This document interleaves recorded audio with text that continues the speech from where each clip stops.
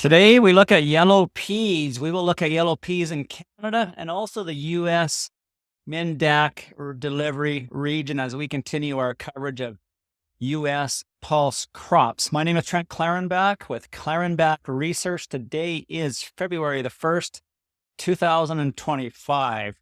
And here we are, the member area of our website, yellow pea region. And you can see our two options here, Canada and also the U.S. Min-Dak yellow pea analysis. We'll start with Canada, and this will take a few seconds for the page to open up. Once you're in this region, in this page, you can select, read our yellow pea report, and I'll take you to our blog where we have our different commodities categorized for easy review. And we'll lead off with our sentiment analysis here. We're bullish, and bearish on the longer term time frame. We haven't announced any price sell signals or take profit price targets yet this year, as we've been bullish. So, I mean, when we're bullish, we want to hang on as long as we can to take advantage of higher prices.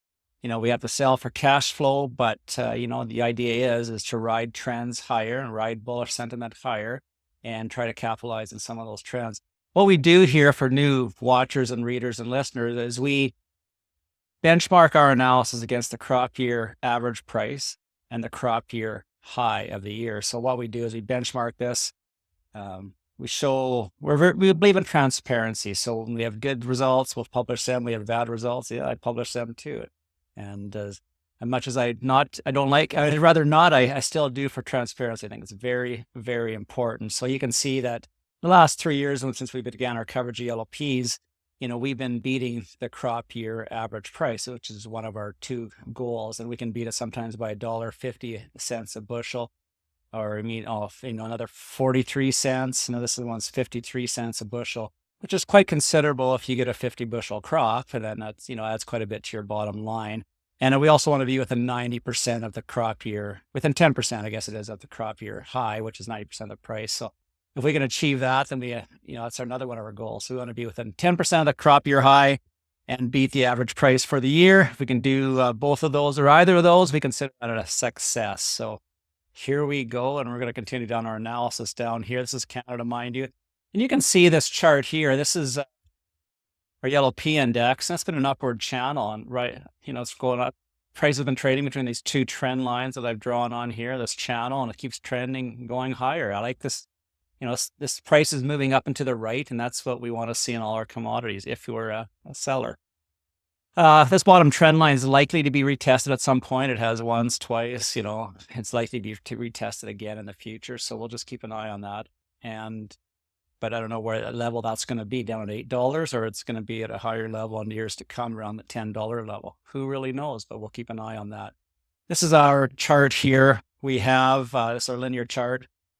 And you can see that we're trading above our shorter term moving averages. We got bullish back here, this must have been back in September maybe, or August, when we broke above that 10-week moving average.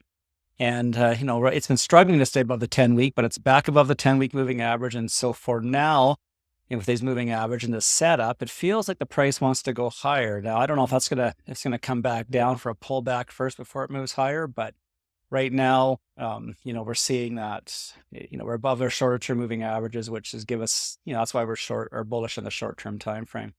We're bearish on the longer time frame, as the moving averages on the longer term are above it in decline, above the price, and then they're declining. So, it's very hard for me to be long term bullish when the longer term moving averages are above the price and in decline.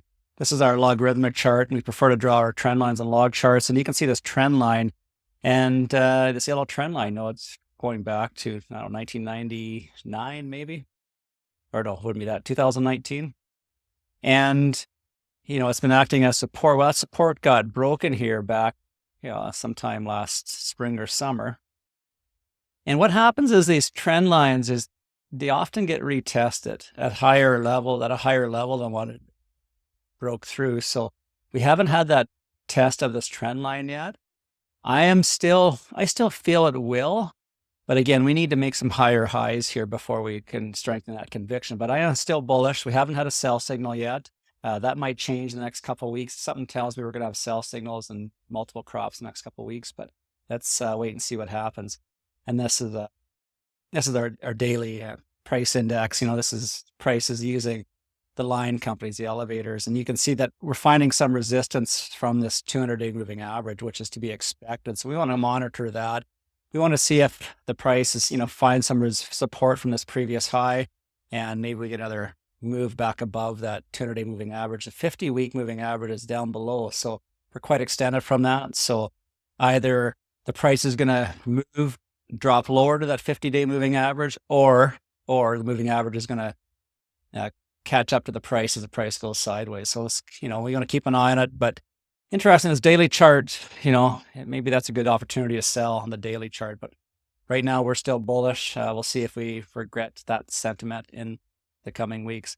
Let's look at the U.S. market. Look at the Min-Dak delivery region. And again, our sentiments, we're neutral. We're neutral on all our sentiments, on all our different time frames there. We haven't announced any take profit price targets or bearish sell signals. This is our first report, our first analysis covering U.S. yellow pea market. So we're just getting started on it, but you can see our charts. We're trading in probably the top half of the chart, I would say.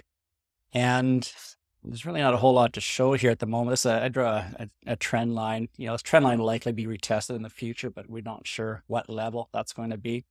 Here is our weekly chart, near-term weekly chart, and you can see that we're finding some resistance from this previous support level. Now, there's quite a bit of support at this level, so it might take you anticipate it's going to take some effort to get back above that price. But this US Min-Dak price here certainly doesn't look as bullish as the Canadian price. So I'm going to be monitoring this very closely over the next couple weeks and to see if we can find some support at these levels and catch a rally in the yellow peas in the Min-Dak region. This is a logarithmic chart. Again, I draw my trend lines on log charts, and you can see this upper trend line. It's been testing it for the third time. So, we really want to see if this trend line is going to act as resistance or provide some support now on the back test of it. So, again, it's yellow peas and Min-Dak. It's a critical level. We're going to pay very close attention to these charts in the coming weeks for the yellow pea Min-Dak area. My name is Trent Clarenbach. Sunny in Saskatoon. Life's good.